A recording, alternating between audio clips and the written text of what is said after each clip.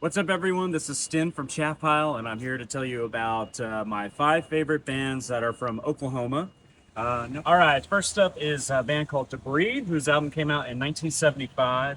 It's a very strange kind of mixture of like Captain Beefheart, Roxy Music, the Stooges.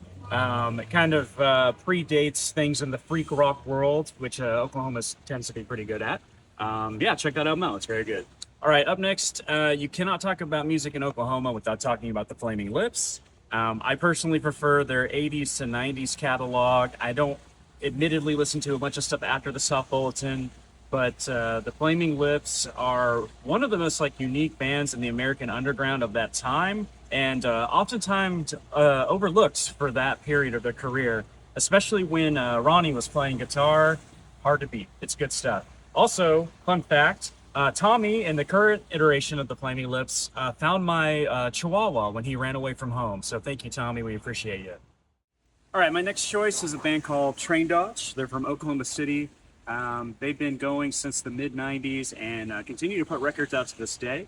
They're a very cool mix of like classic Fugazi style indie rock with some Midwestern noise rock kind of influences as well. And they even dip their toes into prog. Some of their best albums have kind of a prog leaning.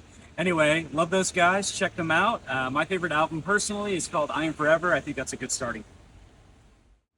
All right, my number 4 is actually not a band, but it's a record label called Little Mafia. And they were really active in the 90s all the way up to the kind of late 2000s. And their focus was somewhat on local Oklahoma type stuff, but a big part of it was just like noise and experimental music. I would say if you were kind of growing up in the underground scene during that time in Oklahoma, they were very a big deal and very important. So shout out to Little Mafia Records.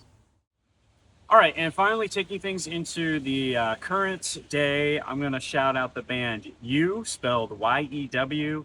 It's our homies Vincent and Michaela.